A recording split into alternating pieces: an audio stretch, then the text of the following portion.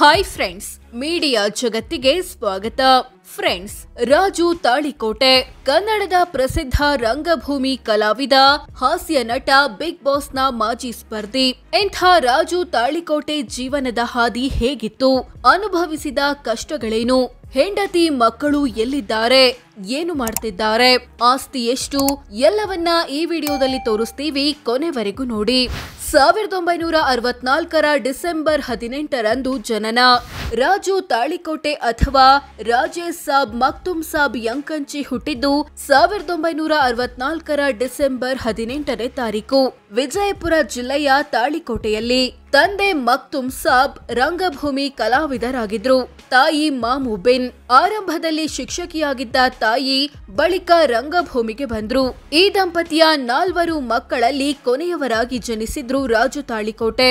ಇವರಿಗೆ ಒಬ್ಬ ಅಣ್ಣ, 2 ಅಕ್ಕಂದಿರು. ಇವರದ್ದು ಬಡ ಕುಟುಂಬ, ಮುಸ್ಲಿಂ ಸಮುದಾಯ. ಅಂದ್ಹಾಗೆ ರಾಜು ತಾಳಿಕೋಟೆಯ ತಂದೆ ಊರು ವಿಜಯಪುರದ ಯಂಕಂಚಿ, ತಾಯಿ ಊರು ತಾಳಿಕೋಟೆ. ರಾಜು ಹುಟ್ಟಿ ಬೆಳೆದಿದ್ದೆಲ್ಲ ತಾಳಿಕೋಟೆಯಲ್ಲಿ. ಹೀಗಾಗಿ ರಾಜು ತಾಳಿಕೋಟೆ ಅಂತ ಹೆಸರು ಬಂತು. ಮಠದಲ್ಲಿ 3ನೇ ತರಗತಿವರೆಗೆ ಶಿಕ್ಷಣ. ಚಿಕ್ಕಂದಿನಲ್ಲೇ ತಂದೆ ತಾಯಿ ನಿಧನ.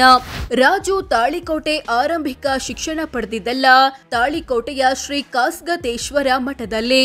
ಇದಕ್ಕಾಗಿ ವರ್ಷಕ್ಕೆ ಅರ್ಧ ಚೀಲ ಜೋಳ ಮತ್ತು 75 ರೂಪಾಯಿ ದುಡ್ಡು ಕೊಡ್ತಿದ್ರು. ತಂದೆ ತಾಯಿ ರಂಗಭೂಮಿಯಲ್ಲಿ ಇದ್ದಿದ್ರಿಂದ ಚಿಕ್ಕಂದಿನಲ್ಲೇ ರಂಗಭೂಮಿ ಪ್ರವೇಶಿಸುವ ಅವಕಾಶವೂ ಸಿಕ್ತು. ಶಾಲೆಗೆ ರಜೆ ಹಾಕಿ ಬಾಲಪಾತ್ರಗಳಿಗೆ ಬಣ್ಣ ಹಚ್ಚಿದ್ರು. ಆದ್ರೆ 11 ವರ್ಷದ ಬಾಲಕನಾಗಿದ್ದಾಗ ತಂದೆ ತಾಯಿ ಕೊನೆ ಉಸಿರೆಳೆದ್ರು. 1 ತಿಂಗಳ ಅಂತರದಲ್ಲೇ ತಂದೆ ತಾಯಿ ಇಬ್ಬರನ್ನು ಕಳೆದುಕೊಂಡಿದ್ದು ರಾಜು ತಾಳಿಕೋಟೆಯನ್ನ ಒಂದ್ ರೀತಿ ಅನಾಥ ಮಾಡ್ತು. ಯಾಕಂದ್ರೆ ಅಣ್ಣ ನಾಟಕ ಕಂಪನಿಯಲ್ಲಿ ಸೆಟಲ್ ಆಗಿದ್ದ, ಅಕ್ಕಂದಿರಿಗೆ ಮದುವೆಯಾಗಿತ್ತು. ಹೀಗಾಗಿ ಬದುಕು ಕಟ್ಟಿಕೊಳ್ಳಲು ಶಿಕ್ಷಣವನ್ನ ಅರ್ಧಕ್ಕೆ ನಿಲ್ಲಿಸಿ ಕೆಲಸಕ್ಕೆ ಇಳಿದ್ರು. ಮೊದಲಿಗೆ ಹೋಟೆಲ್, ಬಳಿಕ ಲಾರಿ ಕ್ಲೀನರ್. ನಾಟಕ ಕಂಪನಿಯಲ್ಲಿ ಒಂದೊಂದೇ ಮೆಟ್ಟಿಲು.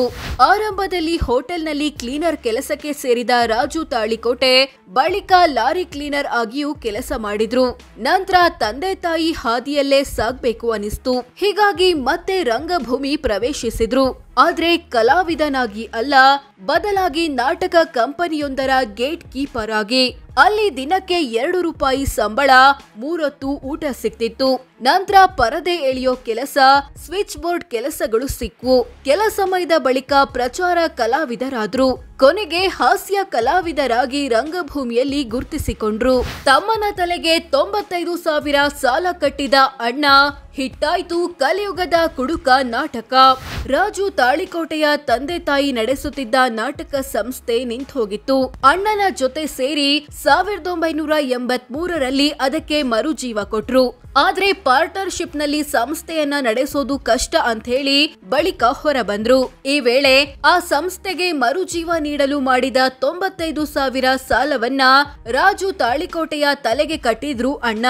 ಸರಿ ಅನ್ಕೊಂಡು ಬೇರೆ ಬೇರೆ ನಾಟಕ ಕಂಪನಿಗಳಲ್ಲಿ ಕೆಲಸ ಮಾಡಿ ಒಂದಷ್ಟು ದುಡ್ಡು ಮಾಡಿದ್ರು. ಇವರಿಗೆ ಹೆಚ್ಚು ಹೆಸರು ತಂದು ಕೊಟ್ಟಿದ್ದು ಕಲಿಯುಗದ ಕುಡುಕ ಎಂಬ ನಾಟಕ.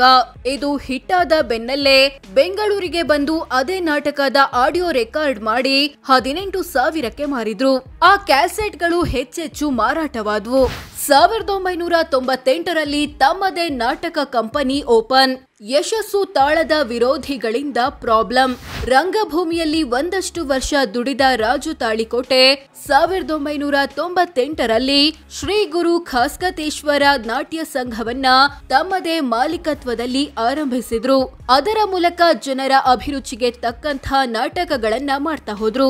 ಬರೀ ಕಲಾವಿದನಾಗಿ ಮಾತ್ರವಲ್ಲದೆ ನಾಟಕ ಬರೆಯೋದು, ನಿರ್ದೇಶಿಸೋದೆಲ್ಲ ಮಾಡಿದ್ರು. ಇದನ್ನ ನೋಡಿ ಒಂದಷ್ಟು ಜನ ಖುಷಿ ಪಟ್ರೆ, ಮೊನ್ನೆ ಬಂದ ಹುಡುಗ ಇಷ್ಟು ಬೇಗ ಯಶಸ್ಸು ಕಂಡನಲ್ಲ ಅಂತ ಸಂಕಟಪಟ್ಟು ಸಮಸ್ಯೆ ಮಾಡ್ದೋರು ತುಂಬಾ ಜನರಿದ್ರು. ಕೆಲವೊಂದು ಊರಲ್ಲಿ ಥಿಯೇಟರ್ ಹಾಕಿದ್ರೆ ಹಫ್ತಾ ವಸೂಲಿ ಮಾಡ್ತಿದ್ರು, ಕಲ್ಲೆಸಿತಿದ್ರು, ಕಳ್ಳತನದ ಆರೋಪ ಮಾಡ್ತಿದ್ರು, ಹೊಡೆದು ಬಡೆದು ಓಡಿಸೋ ಪ್ರಯತ್ನ ಮಾಡ್ತಿದ್ರು.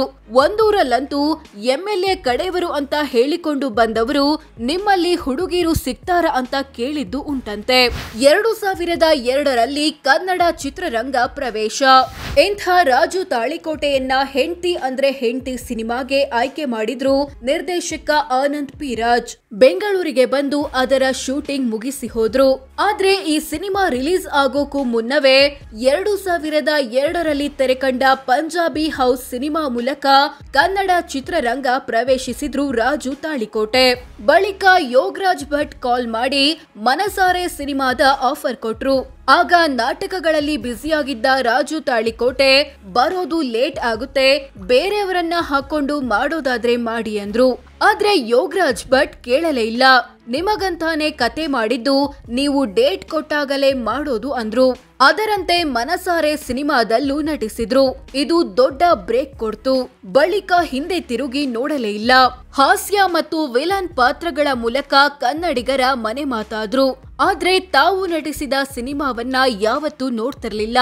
ನಾಟಕ ಮೇಲಿನ ಪ್ರೀತಿಯೇ ಇದಕ್ಕೆ ಕಾರಣ ಅನ್ನೋದು ರಾಜು ತಾಳಿಕೋಟೆ ಮಾತು.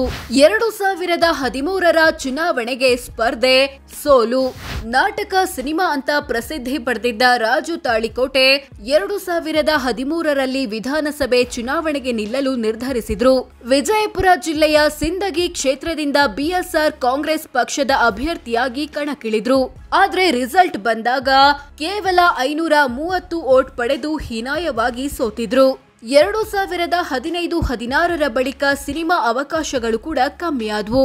ಇದಕ್ಕೆ ಕಾರಣ ಕೊಟ್ಟಿದ್ದ ರಾಜು ತಾಳಿಕೋಟೆ, ನಮ್ಮೂರಿಂದ ಬೆಂಗಳೂರು ಸುಮಾರು 500-600 ಕಿಲೋಮೀಟರ್ ದೂರದ ಪ್ರಯಾಣ, 2-3 ಸಲ ಅಪಘಾತ ಕೂಡ ಆಗಿದೆ. ಹೀಗಾಗಿ ತಾನೇ ಚಿತ್ರರಂಗದಿಂದ ಅಂತರ ಕಾಯ್ದುಕೊಂಡೆ ಅಂತ ಹೇಳಿಕೊಂಡಿದ್ದುಂಟು. ರಂಗಭೂಮಿ ಮತ್ತು ಸಿನಿಮಾ ಕ್ಷೇತ್ರಕ್ಕೆ ಇವರು ನೀಡಿದ ಕೊಡುಗೆಯನ್ನ ಆಧರಿಸಿ 2017ರಲ್ಲಿ ಅಮೆರಿಕದ ಕೊಲಂಬಿಯಾ ಯೂನಿವರ್ಸಿಟಿ ಗೌರವ ಡಾಕ್ಟರೇಟ್ ನೀಡಿತು.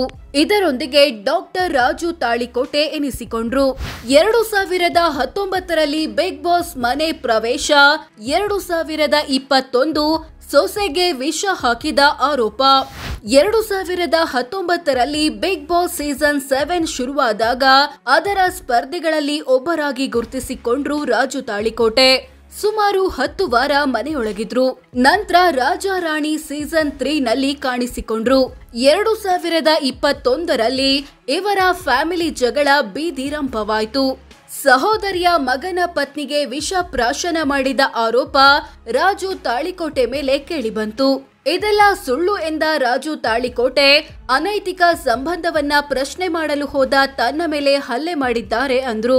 2025ರಲ್ಲಿ ನಿಧನ, ನಿರ್ಲಕ್ಷ್ಯವೇ ಕಾರಣ. ಇಂಥ ರಾಜು ತಾಳಿಕೋಟೆ 2025ರ ಅಕ್ಟೋಬರ್ ತಿಂಗಳಲ್ಲಿ ಸಿನಿಮಾವೊಂದರ ಶೂಟಿಂಗ್ ಆಗಿ ಉಡುಪಿಗೆ ಹೋಗಿದ್ರು.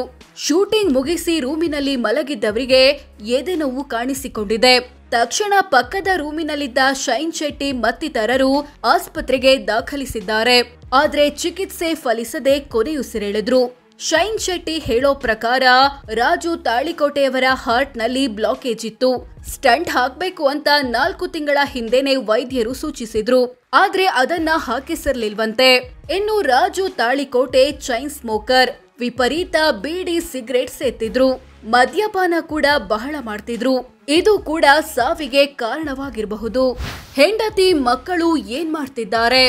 ರಾಜು ತಾಳಿಕೋಟೆಗೆ 2 ಪತ್ನಿಯರು, ಇಬ್ಬರ ಹೆಸರು ಕೂಡ ಪ್ರೇಮ. ಇವರು ರಂಗಭೂಮಿ ಕಲಾವಿದೆಯಾಗಿದ್ದಾರೆ. ಮೊದಲ ಪತ್ನಿಗೆ 2 ಗಂಡು 1 ಹೆಣ್ಣು.